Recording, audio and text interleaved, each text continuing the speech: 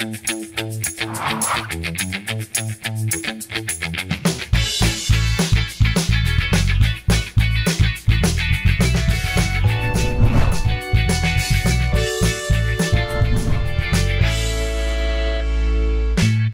প্রিয় দর্শক, আসসালামু আলাইকুম। আমি দীপ্তি চৌধুরী, স্বাগত জানাচ্ছি আপনাদের সকলকে চ্যানেল আয়ের পর্দায় সালাম স্টিল স্ট্রেট কাটের আয়োজনে।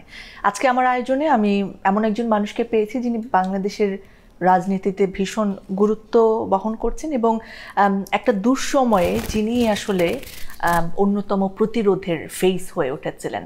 বাংলাদেশ জাতীয়তাবাদী দল বিএনপির ৮ম মহাসচিব ২০১৬ সাল থেকে যিনি দায়িত্ব পালন করছেন, জনাব মির্জা ফখরুল ইসলাম আলমগীর রয়েছেন আমাদের সাথে। স্যার আসসালামু আলাইকুম। কেমন আছেন স্যার? ভালো, আপনাকে ধন্যবাদ। আপনাকে অনেক ধন্যবাদ স্যার আমাদের সময় দেওয়ার জন্য। প্রশ্নে চলে যেতে চাই স্যার। শুরুতে জানতে চাইবো, আপনি ছাত্র জীবনে বেশ প্রতাপের সাথে বা একেবারে ফুল টাইম ডেডিকেশনের সাথে বামপন্থী রাজনীতির সাথে জড়িত ছিলেন, ছাত্র ইউনিয়নের সাথে। তারপরে জাতীয়তাবাদী রাজনীতিতে আসলে আসলেন। দুইটা তো কোয়াইট ডিফারেন্ট। কি আসলে আপনাকে ইন্সপায়ার করেছে বামপন্থী রাজনীতি থেকে? আমার ছাত্র জীবন তো হচ্ছে পাকিস্তান পিরিয়ডে, 60s-এ। আমি যখন ঢাকা বিশ্ববিদ্যালয়ে পড়ি তখন 60-এর দশক। তখন সারা বিশ্বেই প্রায় বাম রাজনীতির একটা প্রচণ্ড উত্তাল একটা তরঙ্গ বইছে আর কি। এবং বাম নেতা যারা, তারা তখন হয়তো অনেক বেশি প্রাসঙ্গিক ছিলেন, অনেক বেশি আকর্ষণীয় ছিলেন। বিশেষ করে ছাত্র রাজনীতিতে তখন পাকিস্তানের তারেক আলী নামে একজন ফ্ল্যামবয়েন্ট লিডার আমি বলি আর কি, তিনি এবং ফ্রান্সের অ্যালেন ক্রেভেন, তাদের রাজনীতি, ছাত্র রাজনীতি গোটা পশ্চিমা বিশ্বকে প্রায় একেবারে করে ফেলেছিল, আপনার অস্থির করে ফেলেছিল। সেই সময় থেকেই কিছুটা বামের দিকে আর কিছুটা পারিবারিক একটা ইনফ্লুয়েন্স ছিল। আমার পরিবারে রাজনীতি চর্চা অনেক আগে থেকেই। আমার বাবাও রাজনীতি করতেন। বামপন্থী রাজনীতির সাথে ছিলেন আমার বাবা? না, আমার বাবা পুরো মুসলিম লীগের। তিনি পাকিস্তান আন্দোলন করেছেন, পরবর্তীকালে তিনি মুসলিম লীগের প্রেসিডেন্ট ছিলেন আপনার ঠাকুরগাঁয়ের, দিনাজপুরের। কিন্তু আমার চাচা ছিলেন একজন, নুরুল হুদা মির্জা, যার নাম ছিল ছোটি। ইনি ছিলেন একদম পুরো বাম। মানে তখনও যুবক, তরুণ, অত্যন্ত আকর্ষণীয় ব্যক্তিত্ব ছিল। তো ওই ছাত্র জীবন তাকে দেখতাম, মনে হতো যে তার মতো হব। পরে যখন আপনার ঢাকা বিশ্ববিদ্যালয়ে ভর্তি হলাম, আমার পরিচয় হলো রাশেদ খান মেননের সঙ্গে এবং বাম ছাত্র নেতাদের সঙ্গে। তখন তো তারা Primacy in build German technology, Bangladesh's first thermix rod, Salam Steel Thermax। অনেক বড় নেতা এবং বাম রাজনীতিতে শুধু নয়, টোটাল পলিটিক্সে তারা তখন অনেক বেশি আপনার প্রভাব বিস্তার করছেন। তো এইভাবে বাম রাজনীতিতে, ছাত্র রাজনীতির সঙ্গে জড়িত হয়ে যাওয়া এবং অ্যাক্টিভ চলে যাওয়া। বিশেষ বিষয়টা ছিল যে সমাজকে পরিবর্তন করার যে একটা মাথার মধ্যে তখন আপনার চলে গিয়েছিল, সেটা ছিল সবচেয়ে বড় ব্যাপার। এবং সেখানে আমরা খুব আন্তরিকভাবেই তখনকার সবচেয়ে বড় জিনিস কি, তখন যারা ভালো ছাত্র ছিল তাদের প্রায় সবাই রাজনীতি করতো এবং they are very much active in student politics. এই আজকে যিনি অর্থ উপদেষ্টা ডক্টর সালেউদ্দিন আহমেদ, উনি আমার ব্যাচমেট ছিলেন। উনি ঢাকা বিশ্ববিদ্যালয়ের ছাত্র ইউনিয়নের প্রেসিডেন্ট ছিলেন। সলিমুল্লাহ মুসলিম হলের ছাত্র ইউনিয়নের উনি সেক্রেটারি ছিলেন। ফলে এটা দিয়ে বুঝতে পারবেন যে তখন রাজনীতিতে কারা আসতো। ওয়াহিদুদ্দিন মাহমুদ, আপনার এখন বোধহয় প্ল্যানিং অ্যাডভাইজার, উনি আপনার ছাত্র ইউনিয়নের নমিনেশন নিয়ে উনি SM হলের অ্যাসিস্ট্যান্ট জেনারেল সেক্রেটারি হয়েছিলেন। সুতরাং এই বিষয়ে তখন পুরো এই CSS পরীক্ষা যারা দিত তখন, তারা আগে সব ছাত্র ইউনিয়ন করতো, বাম রাজনীতির সঙ্গে জড়িত ছিল। ফলে বাম রাজনীতির যে প্রভাবটা ছিল, এটা সারা ছাত্র মানে শিক্ষাঙ্গনের প্রভাবটা ছিল সবচেয়ে বেশি। স্বাভাবিকভাবে সে বেশি যে 1970 সালে যখন আপনার নির্বাচনের বিষয়টা আসলো, 69 গণ অভ্যুত্থানের ব্যাপারটা যখন আসলো, তখন অ্যাক্টিভলি রোল প্লে করাতে 70 সালে নির্বাচন যখন আসলো, তখন ডাকসু নির্বাচনের জন্য আমাকে বলা হলো যে তুমি ছাত্রছাত্রী থেকে ডাকসু নির্বাচন করবে।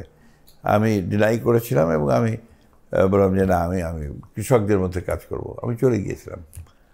তো 70 সালের নির্বাচনের পরে আওয়ামী লীগ নিরঙ্কুশ সংখ্যাগরিষ্ঠতা লাভ করেছে। পাকিস্তান শাসকেরা তারা দেয়নি, ক্ষমতা দেয়নি, হস্তান্তর করেনি। এটা আপনার অবশ্যম্ভাবী পরিণতি হিসেবে যুদ্ধ শুরু হয়েছে। And in fact that war was imposed upon us, আমাদের উপর সেই যুদ্ধ চাপিয়ে দেওয়া হয়েছে। আমরাও যুদ্ধে চলে গেছি। আমি বর্ডার ক্রস করে আমরা ভারতে গেছি। ভারতে গিয়ে বাম রাজনীতিকদের সেখানে সিপিএম সিপিআইয়ের সঙ্গে সংযুক্ত হয়েছি, চেষ্টা করেছি আপনার সংগঠক হিসেবে যতটা সম্ভব আপনার কাজ করা স্বাধীনতা যুদ্ধে। এরপরে কিন্তু একটা লম্বা গ্যাপ আছে, প্রায় 18 বছর কিন্তু আমি রাজনীতিতে ছিলাম না। কারণ 72 সালে আমি আপনার পাবলিক সার্ভিসের পরীক্ষা দেওয়ার পরে আমি শিক্ষকতার সুযোগ পাই। অত্যন্ত আনন্দের সঙ্গে এই পেশাটাকে আমি নেই, কারণ শিক্ষকতাতে আমি খুব আনন্দ পেতাম। পরবর্তীকালে 1975 সালের যে পট পরিবর্তন হলো, এই পট পরিবর্তনের ফলে জিয়াউর রহমান সাহেব যখন সামনে আসলেন, তার পলিটিক্যাল সোশ্যাল ইকোনমিক চেঞ্জেস এগুলো আমাকে অনেকটা অনুপ্রাণিত করে। এবং আমি সেখানে আমার মনে হয়েছে যে বোধহয় একটা ওয়েলফেয়ার স্টেট, একটা কল্যাণমূলক রাষ্ট্রই বোধহয় অনেকটা উপকার করতে পারে।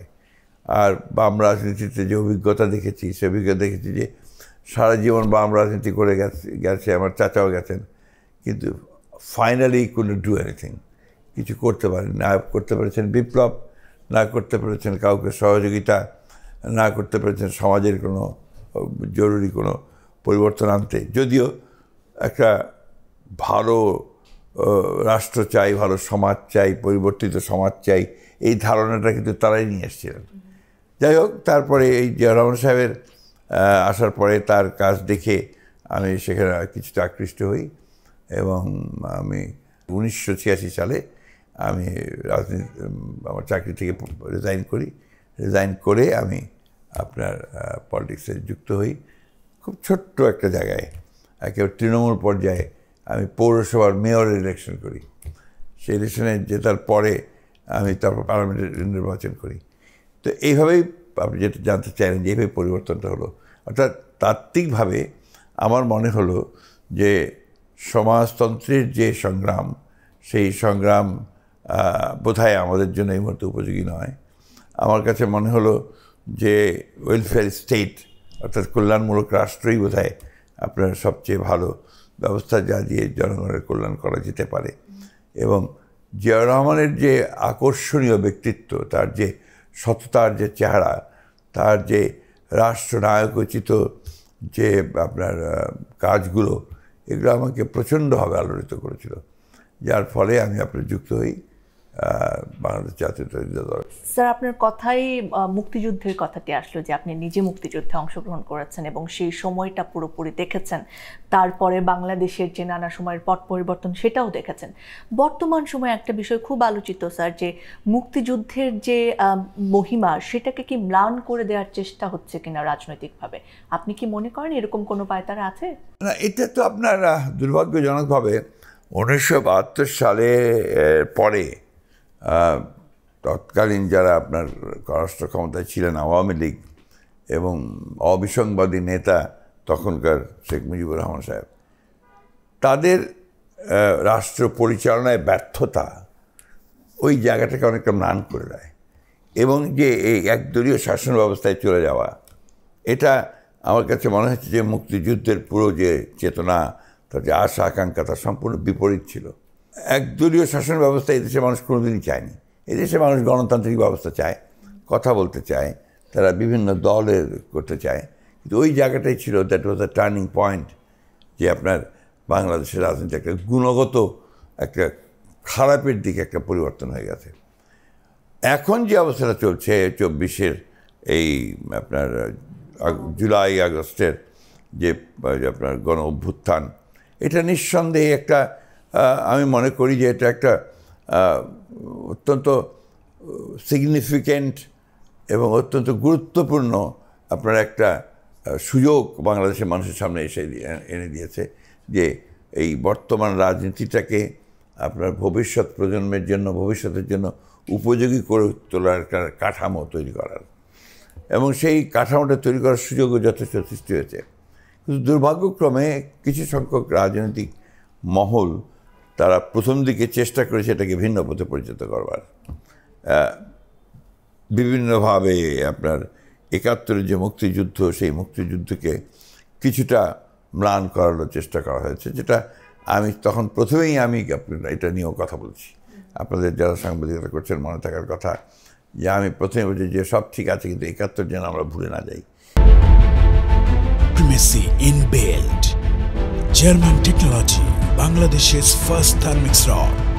Salam Steel Thermax. এবং ৭১ বিষয়টাকে যেন এখন কখনই আমরা অন্তর্ধারণ করা থেকে বিরত না হই, কারণ that is our base. It gave us a new land, freedom, independence, সব কিছু আমাকে দিয়ে ৭১ দিয়েছে। আজকের এই ২৪-এর পরিবর্তন আমাদেরকে আবার নতুন সুযোগ করে দিয়েছে, আমি যেটা বললাম। কিন্তু এখানে কেন জানি না আপনার একটা ধূম্রজাল সৃষ্টি করার চেষ্টা করা হচ্ছে, একটা বিভাজনের একটা অবস্থা তৈরি করার চেষ্টা করছে। নতুন তরুণ যারা এসেছেন নেতৃত্বে তারা নাকি? আমি তাদের কথা বলছি না, আমি বলছি যে এটা some people are doing it. তারা কীভাবে চেষ্টা করছে, বিভিন্নভাবে বিভিন্ন রকম মতামত নিয়ে আসছেন।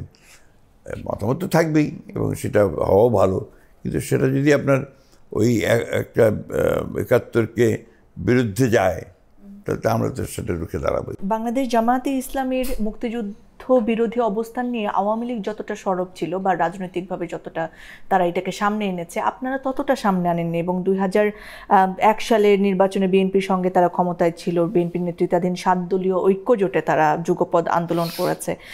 কিন্তু ৫ই আগস্টের পরে আপনারা অনেক বেশি তাদের যে অবদান মুক্তিযুদ্ধে বা তাদের যে বিরোধী অবস্থান সেটা নিয়ে সামনে কথা বলছেন। এটার কারণটা কি? আপনার আওয়ামী লীগের পলিটিক্সটা সবসময় ছিল যেটা প্রবলেম আর কি, এটা ডাবল স্ট্যান্ডার্ড। একটা মুখে বলবো একটা, কাজ করবো আরেকটা। যে কথাটা আমি সবসময় তখনও বলতাম যে Awami League never believed in democracy. ওরা অটোক্রেসিতে বিশ্বাস করতো। ওরা একটা দল, আমার দল, আমি ছাড়া আর কেউ নাই। এবং এটাই ছিল ওদের সবচেয়ে বড় দম্ভ, অহংকার, যে আমরা মুক্তিযুদ্ধ করেছি, আমরা দেশ স্বাধীন করেছি, আমরাই একমাত্র মালিক এই দেশে, এরকম একটা ধারণা তাদের ছিল আর কি। আমার বাবা খুব মাঝে মাঝে, উনি যে পার্সি পড়েছিলেন, পার্সিতে বলতেন যে যখন কেউ অহংকার করতো তো পার্সি শব্দটা ছিল আমচু, হামচু, দিগার নিস, মানে আমি ছাড়া আর কেউ নেই। আমাদের বাংলায় আছে এক মেয়ে, সংস্কৃতিতে আছে এক মেয়ে অদ্বিতীয়াম। এই যে বিষয়গুলো, এই বিষয়গুলো আওয়ামী লীগের মধ্যে এত বড় করে চলে গিয়েছিল যে আওয়ামী লীগ তখন জামাত ইসলামের কথা বললেন আপনি, জামাত ইসলামের সঙ্গে প্রথম যে আপনার মিটিং সভা গোলাম আজমের সঙ্গে গোলাম আজমের সঙ্গে হাসিনাই করেছেন। আমরা পরবর্তীকালে তাদের সঙ্গে ইলেকশন অ্যালায়েন্স করেছি, ইলেকশনটা করেছি, গভর্নমেন্টে ছিলাম, এটা আমাদের সঙ্গে ছিল। সেই সময়কার রাজনৈতিক প্রেক্ষাপটে আমরা সেটাকেই আপনার মনে করেছি যে উপযুক্ত রাজনৈতিক পদক্ষেপ। That was total electoral alliance, not even political alliance. পরবর্তীকালে আপনার আমরা দেখেছেন যে গত এন্টায়ার আমাদের মুভমেন্ট পিরিয়ড আমরা কিন্তু সযতনে আমরা ওই জায়গা থেকে সরে গেছি। এবং যেহেতু সবাই ব্র্যাকেট করতেন আপনারা জামাত বিএনপি, জামাত বিএনপি, জামাত বিএনপি বলতেন, আমরা কিন্তু ওই জায়গা থেকে সরার জন্যে একটা আন্দোলনের জন্য, যুগপৎ আন্দোলন, অন্যান্য দলগুলোর সঙ্গে আলাপ আলোচনা করে আমরা করি, তারাও করেছে, জামাত ইসলামও করেছে, তারাও করেছে। এখনও কিন্তু আমরা কোনো বিভাজনের রাজনীতি করতে চাই না। আওয়ামী লীগের সবচেয়ে বড় ক্ষতি হয়েছে কি, আমার কাছে যেটা মনে হয়, দুটো কাজ আওয়ামী লীগ তার স্বার্থে করার চেষ্টা করেছে, যে স্বাধীনতার পক্ষের শক্তি, স্বাধীনতার বিপক্ষের শক্তি। এটা সাধারণত হওয়া উচিত না। যখন একটা দেশ স্বাধীন হয়ে গেল তখন সবাই স্বাধীন, এভরিবডি প্যাট্রিয়ট, এটা মনে করতে হবে। তো এই জিনিসটাই তখন অভাব ছিল। আবার আজকে আবার আপনার একটা প্রবণতা আছে যে সবাই আপনার ফ্যাসিস্ট, সবাই তো ফ্যাসিস্ট না। যারা বিরোধী তখন ছিল করে, এর মধ্যেও আমার কথাগুলো অনেকে পছন্দ করবে না। এটা নিয়ে আবার আমার সম্পর্কে আবার বিভিন্ন রকম আপনার ইউটিউবাররা তারা কথা বলবে। আমি এখনও বলি, আমি সবচেয়ে বেশি পছন্দ করি নেলসন ম্যান্ডেলার দ্য থিওরি অফ রিকনসিলিয়েশন। আমি সত্যিকার অর্থেই গণতন্ত্রে বিশ্বাস করি, আমি গণতান্ত্রিক প্রক্রিয়ায় পরিবর্তনটা চাই, আমি গণতান্ত্রিক মূল্যবোধে বিশ্বাস করি, আমি সহনশীলতায় বিশ্বাস করি, আমি বিশ্বাস করি যে আপনি যে কথা বলছেন সে কথাটার সঙ্গে আমি একমত নই, কিন্তু আপনার কথা বলার যে অধিকারটা সেটাকে আমি রক্ষা করবো at any cost. That is democracy. আর সহনশীলতা, আপনি একটা কথা বললেন, এটার যে টলারেন্সটা, যেটা আমার সঙ্গে মিলল না, আমি আপনার সঙ্গে একমত নই, কিন্তু আপনার সেই ধৈর্য ধরে শোনা, সেটাকে আপনার সম্মান করা, এটাকে ওই গণতন্ত্রের একটা বড় জিনিস, যেটা আমাদের দেশে খুবই অভাব। আপনার সব মতে না মিললেই হয়ে গেলেন আপনি ফ্যাসিস্ট অথবা রাজাকার, হ্যাঁ, এই বিষয়গুলো চলে আসে, which is very unfortunate. Sir, আপনি আপনার কথাতেই শেখ মুজিবুর রহমানকে অবিসংবাদিত নেতা বলছিলেন, ছিলেন তখন, তৎকালীন তারপরে হি লস্ট এভরিথিং।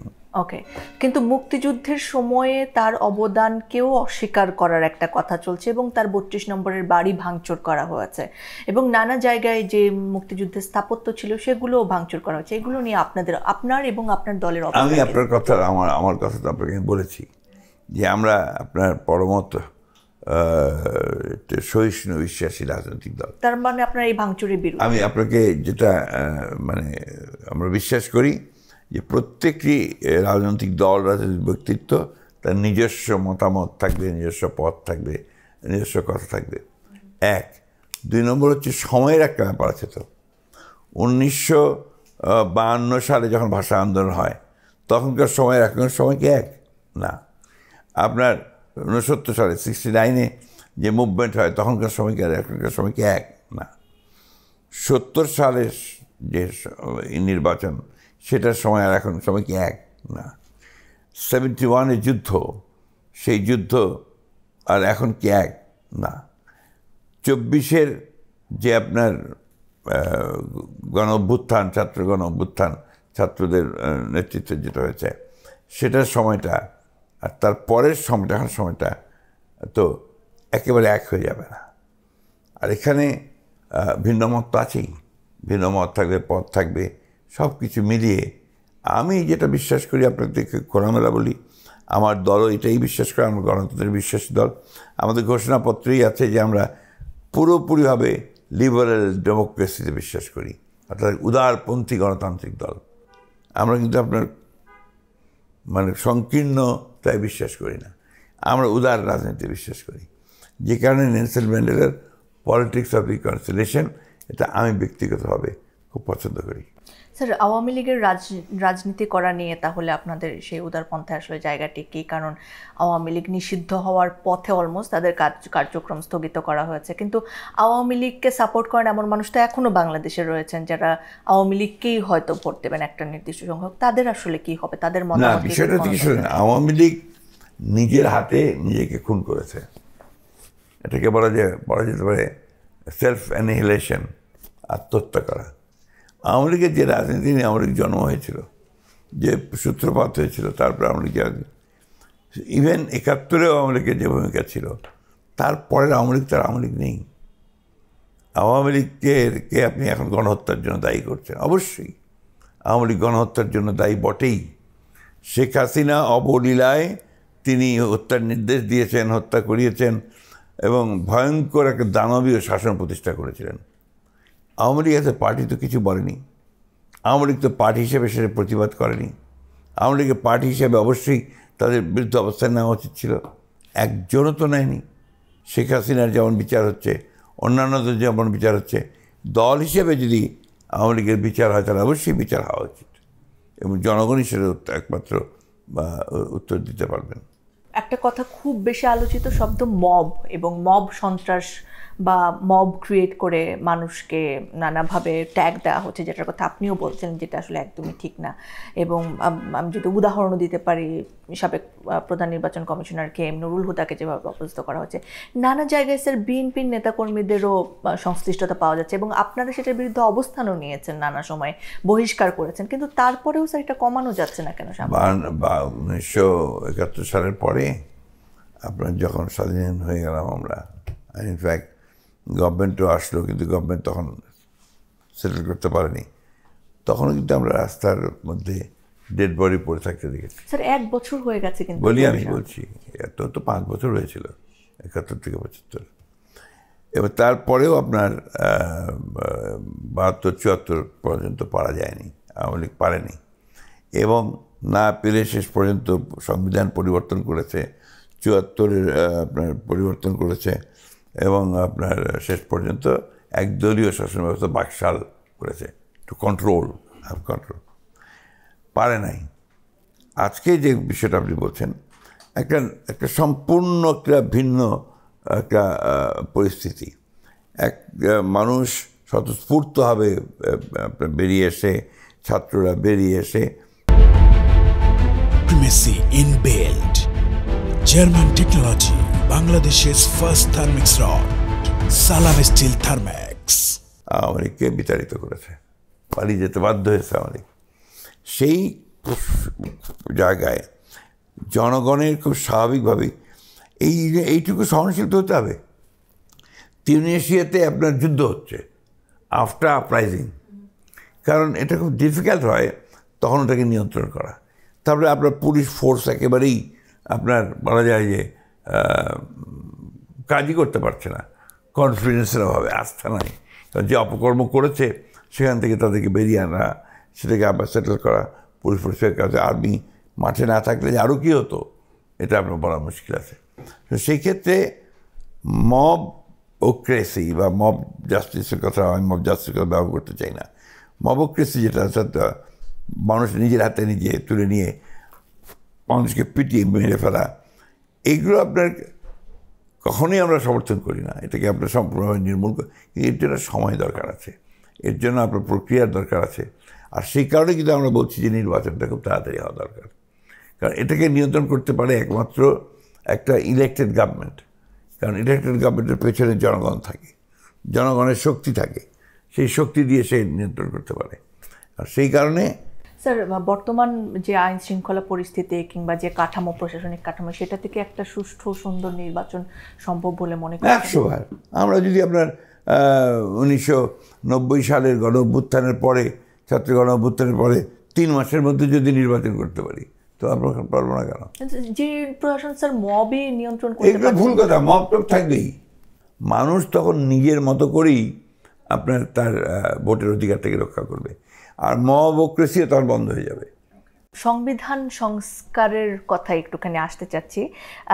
ছাত্র জনতা যারা এই আন্দোলনের নেতৃত্ব দিয়েছিলেন, তারা বলছেন যে এই সংবিধান পুনর্লিখন দরকার, কারণ এটা হচ্ছে মুজিববাদী দর্শনের অনুসারী একটি সংবিধান। কিন্তু আপনারা তো এটার বিরোধিতা করেছেন স্যার ইতিমধ্যে, এবং যে 4টা মূলনীতি স্যার, সেটার পরিবর্তন নিয়ে কিছু বলবেন স্যার? সেটা পরিবর্তন আমরা তো বলেছি, আমাদের যে বক্তব্য আমরা তো ওপেনলি বলেছি। আপনারা দেখেছেন যে সংস্কারের ব্যাপারে আমরাই প্রথম আপনার 2016 সালে আমাদের নেতৃত্বে সত্যি বেগম খালেদা জিয়া ভিশন 2030 আমরা দিয়েছিলাম রাষ্ট্র কাঠামো পরিবর্তনের ব্যাপারে। সেই বিষয়গুলো আমরা তখনও দিয়েছি। আপনার এরপরে 2022 সালে আমরা আপনার 31 পয়েন্ট 31 দফা, এই 31 দফা আমরা নিয়ে এসেছি গোটা রাষ্ট্র কাঠামো পরিবর্তন এবং আপনার নির্বাচন পরিবর্তনের ব্যাপারে, অর্থনীতির কাঠামোটাকে পরিবর্তনের ব্যাপারে। এবং সেগুলো অত্যন্ত, এখন যে সরকার যে সমস্ত কমিশন করে তারা যে প্রস্তাবগুলো আনছেন, এই প্রস্তাবগুলো 90% হচ্ছে আমাদের প্রস্তাব আছে এর মধ্যে। শুধু কোনো একটা ডিফারেন্স এর মধ্যে নেই, খুব পরিবর্তন কোথাও নেই। সংবিধান পুনর্লিখন এবং সংবিধান, আমরা সংবিধান পুনর্লিখন কথাটার পক্ষে নই, এটা আমরা আগেও বলেছি, এখনও বলছি। আমরা সংবিধান সংশোধন, সংবিধানের সংযোজন, এটা করা অবশ্যই দরকার আছে এবং করতে হবে, এবং সেটা পিপল করবে। এই কাজটা করবে জনপ্রতিনিধিরা। নির্বাচন হবে, নির্বাচিত সরকার আসবে, পার্লামেন্টে তারাই কাজটা করবেন, এটাই হওয়া উচিত। স্যার, অনেকে অভিযোগ করেন যে 1991 নির্বাচনে বিজয় লাভের পরে বিএনপি 3 জোটের যে রূপরেখা সেটা বাস্তবায়ন করেনি, এবং সেজন্য তারা অনেকে বলেন যে এইবার যদি ক্ষমতায় আসে বিএনপি জনগণের ভোটে, এগুলো সমস্ত বিএনপির বিরুদ্ধে একটা নেগেটিভ প্রচারণা আছে। 2 নম্বর হচ্ছে গণতন্ত্রের বিরুদ্ধে নেগেটিভ প্রচারণা আছে। মানে ওই যেটা হয় আর কি, যে যারা দেখতে নারী তার চলন ব্যাকা কথা আছে না একটা। আর বিএনপিকে অনেকেই পছন্দ করেন না, সুতরাং বিএনপির যত নেগেটিভ সাইড আছে সেগুলোকে তুলে ধরার কথা। বিএনপি যে সব ঠিক করেছে তা না, কিন্তু বিএনপি ভালো কাজও করেছে অনেক। যে রিফর্মসের কথা আজকে পণ্ডিতরা বলছেন, অনেকে আপনারা বলছেন, মিডিয়াও বলছে, সেই রিফর্মস আমরা শুরু করেছি। একদলীয় শাসন ব্যবস্থা থেকে বহুদলীয় গণতন্ত্রের কাছে আমাদের নেতা জিয়াউর রহমান, আপনার সংসদীয় গণতন্ত্রের কাছে আমাদের নেত্রী দেশনেত্রী বেগম খালেদা জিয়া, কেয়ারটেকার গভর্নমেন্টকে অনেক তর্ক বিতর্ক আন্দোলনের পরে সংবিধানে এটাকে আপনার এম্বডিমেন্ট করা, অর্থাৎ এটাকে আপনার নিয়ে সংযোজন করা, এটা আমরাই করেছি, বিএনপি করেছে। মুক্ত বাজার অর্থনীতি চালু করেছি আমরা, ভিএটি চালু করেছি আমরা।